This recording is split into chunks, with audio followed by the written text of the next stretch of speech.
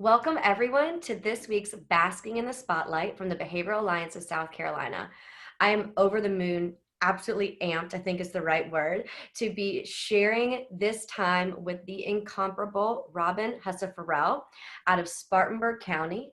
So I'm going to share with you a little bit about Robyn before we ask her some compassionate curiosities about her incredible experience in the field of health and prevention and mental health and just a myriad number of other things that she's connected with.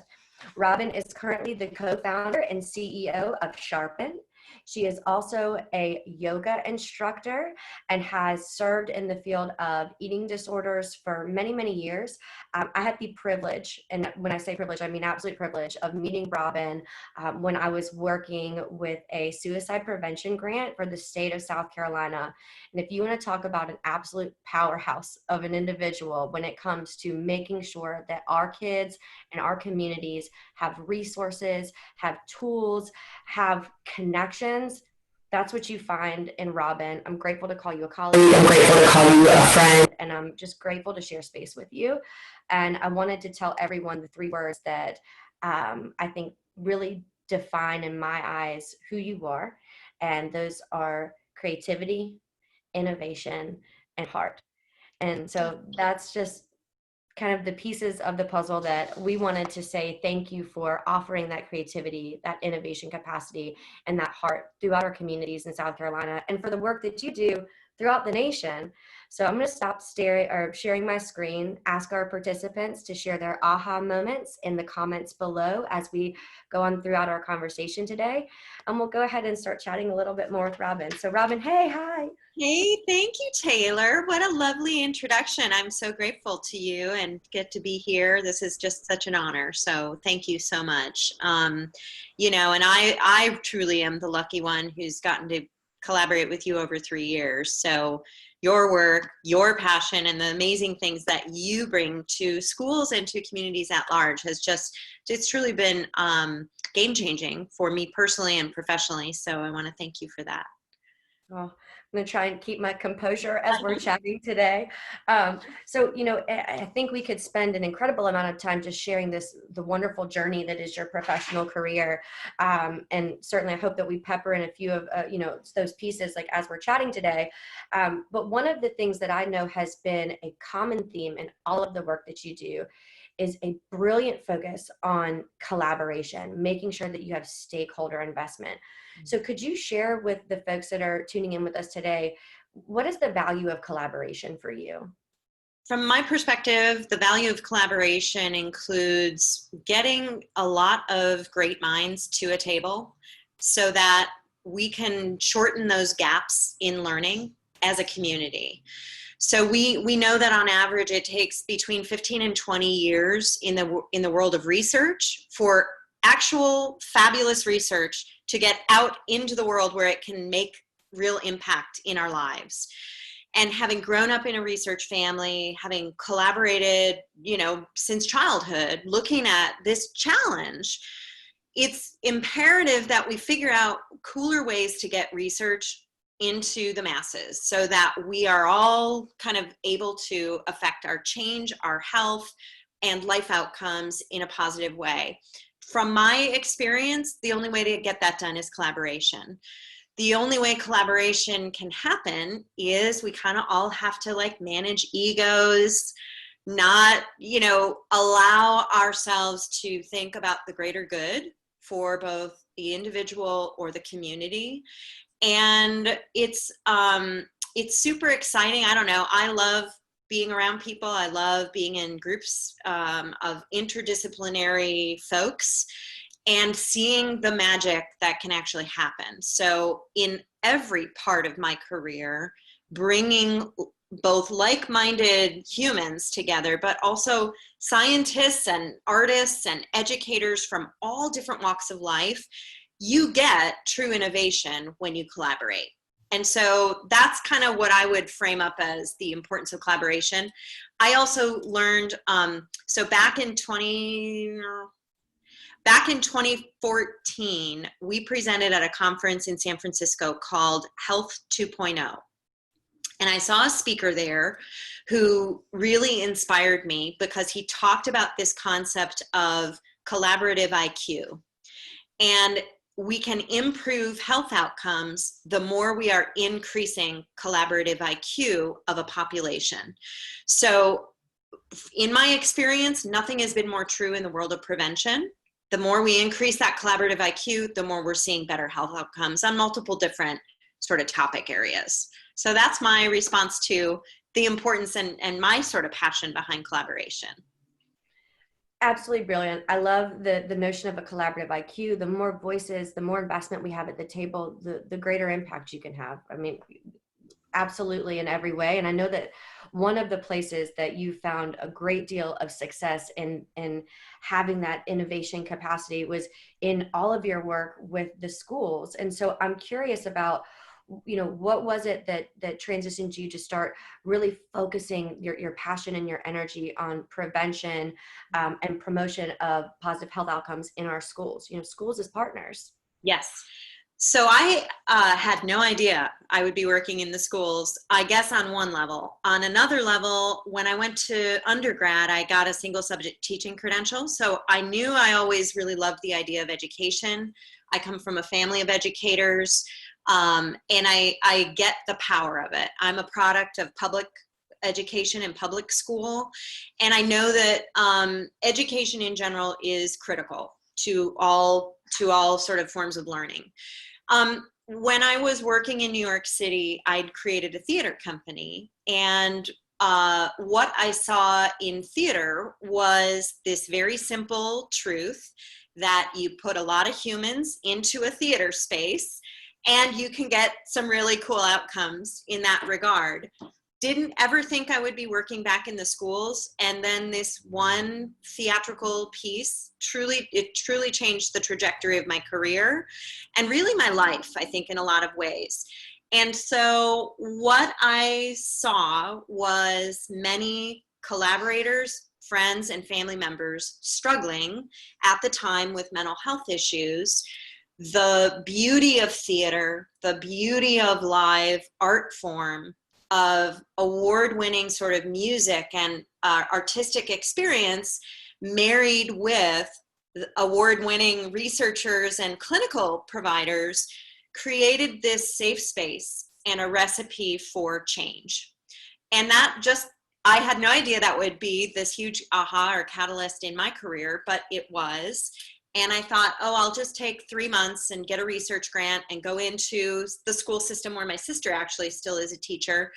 And well, that's been almost 2 decades of work now. So my catalyst into the schools was really, let's see if we could move a needle in terms of prevention around a critical issue earlier on, because too many people are struggling too late in life. And you just want to end the suffering. And so you think maybe we could get ahead sooner using best practices. So that was my catalyst into the schools. And then sort of what happened over the next 15 years is sort of part 2 of that. But that's how I got there.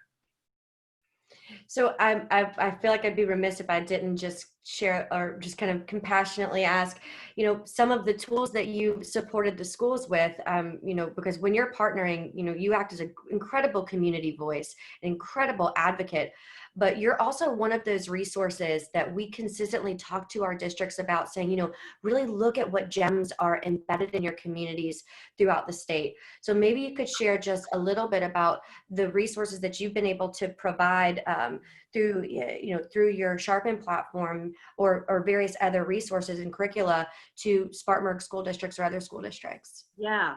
So my work in schools really began around this hypothesis of, I'm really interested in primary prevention and building mental health for children. And I was like, okay, so who are the thought leaders and the researchers and the think tankers that are doing that great work around the country or regionally?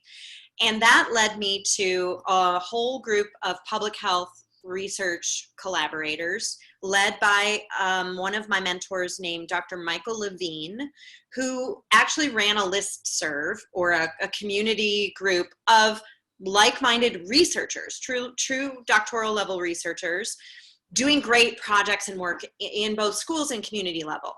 So that was my kind of entree. And I started noticing at the time, I think this was back in 2006, 2007, that so few evidence-based programs were actually in the K-12 schools.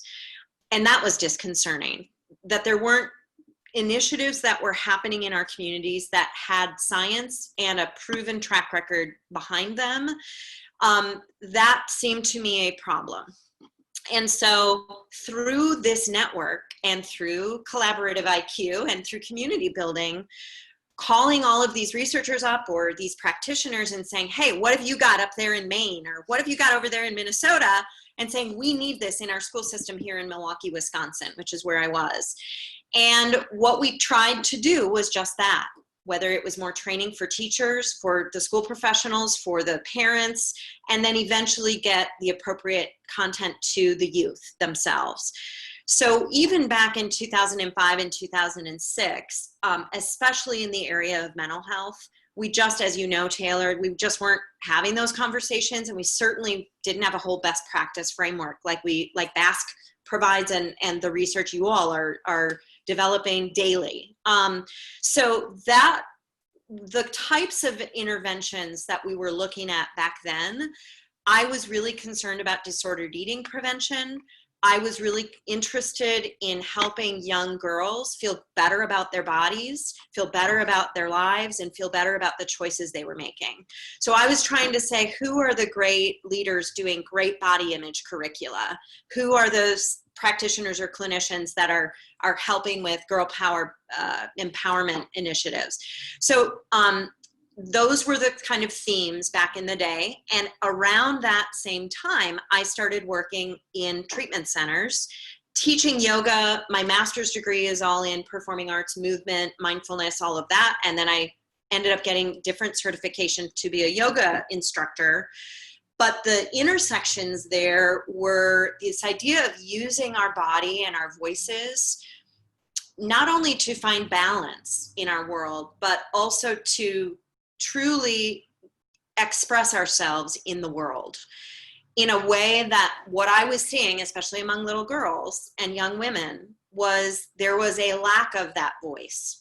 And that really resonated with me personally, but it also just spoke to me as, you know, this is something that young humans need to be aware of. So the themes of the programs that I was really interested kind of in the early part of my career were centered around those types of topics. Now more lately, it's been more in mindfulness-based stress reduction and further diving into research collaborations around mindfulness and best practices in using those strategies in the school setting. So I don't know if that answered the question, but that's the background. 100% answered the question. And Yeah. on top of that, something I want to highlight about what you said is you've always been brilliant about making sure that there's a platform for the youth voice, right? Making sure that the work that you're doing and the resources you're providing are speaking to the individuals and the communities that you are trying to serve. And we really value that in the work that we do. And we know that every voice is important, especially that youth voice. So it's always powerful to hear that from an innovator and someone that absolutely, is an individual that our young people should and I hope do look up to. So I think you started kind of transitioning a bit towards this, and this is a big question, but we're curious about what is your why, Robyn? Why mental health? Why prevention? Why here? Why now? Yeah, so my why, I would bring it into kind of three categories. The first category is my father was a researcher in women's health for his entire career. And what I was really frustrated in seeing, and specifically he was an oncologist, he did a lot of research in women's cancer. And the frustration that I saw from his career regarding talking about women's health, talking about health issues, and this kind of fascination of, I worked with my dad in his lab, my sister and my brother and I we would like be numbering test tubes and stuff as a kid. So I think I just always had a real fascination and probably a little obsession with my dad's work. It really spoke to me. So one of the things that my dad was known for were developing these really elaborate bibliographies in the various research topics that he was publishing. And I would run around in the library gathering all the different books and helping him write out the citations and do all that. And I had no idea what I was doing. I was probably 10 or 15 or whatever, and helping him like curate all this stuff. So I think, and my sister and I would like make up libraries. And so we sort of had this weird fascination with like librarian-esque sort of nerding out. That's one why. So I think I have a true respect for the process. But my emotional why is my grandmother struggled her whole life with depression. And back in the 70s and 80s when I grew up, A, we didn't have these conversations, and B, I would see her crying or having an episode, and it obviously deeply affected me. It spoke to me greatly. And I actually taught my grandma breathing activities when she was having what I would later learn were panic attacks, or, she was struggling with some of her anxiety disorders. So I think I had a great passion for the science side, and then the impact side, watching a loved one suffer for a good portion of life. And then my third why happened when 9/11 hit, and we were all New Yorkers living in New York City. And I had so many friends that needed treatment, and I was really curious about how to help them get them to the right type of treatment provider sooner rather than later. So those combo things, I think, ended up where I am today. No wonder you're an incredible powerhouse, Robyn. I mean, just no wonder to have that connection when it's family, friends, and genuine, just like you said, emotional and scientific. So understanding the art and the science of it creates that brilliant passion that is captivating about you. And I've used the word captivating intentionally because it is. So the last question that we have is, what does resiliency mean to you? I know so much of your work is around resiliency, and it's one of my favorite words. So I wasn't going to let you leave without it. I'll share my definition, and then I'll share a couple that I've heard that I love. And I think, to me, I'm continually evolving what I think the definition of resiliency is. To me, it's this idea that all of us have like this amazing Wonder Woman armor on us, of whether it's invisible or not, with our bracelets. And so when illness or adversity comes at us, ideally, that stuff can just bounce right off of that shield and affect us as little as possible. So what are all the things that are our armor that we could be building that protect us? And resiliency is also, when you fall down or when you are have an illness, it's your ability to bounce back up and recover quicker. So I see it in kind of two different layers. And that second definition I borrow from several different researchers whom I'm following and admire. The third definition is a researcher out of UC Berkeley named Dr. Hinshaw, and he talks about the sort of flexibility of a bridge. So a bridge, when you're driving over the Golden Gate Bridge or whatever, it cannot be so rigid that it might break during a storm. So that ability for something to have flexibility, to me, is also resilience, and it kind of fits into the yoga and the mindfulness and all those things. So those three, I would say, are how I sort of frame it up for myself. I love it. You heard it from Robyn today. Bend, don't break. And that's what makes you incredibly resilient. Robyn, thank you so much for sharing this space and this time and your energy and your heart today and every day. I cannot wait to share more years of powerful work with you and watch where your incredible journey and and the things that you add to our field are going to go, because I know that it's going to be amazing. And we're just grateful to be connected with you. And we're grateful to have been able to say thank you for all that you do for our kids and our community members. And we would not be who we are without individuals embedded in our community like you.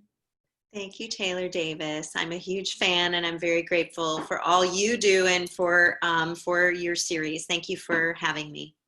Absolutely. Well, y'all, if you have got a lovely individual in your community, a vested stakeholder, a powerful, passionate, incredible human such as Robyn, and you want to nominate them so that we can shine the spotlight and say thank you for all the work that they do to support our kids and our community members, please navigate to our website at www.schoolbehavioralhealth.org/BASC and nominate your loved ones, your friends, your family members, and your colleagues. We also love nominating the tiny humans. So if you've got some brilliant little ones in your community, be sure to pop their names in there so we can connect with them as well. So a final big BASC thank you to Robyn, and we look forward to seeing y'all next time.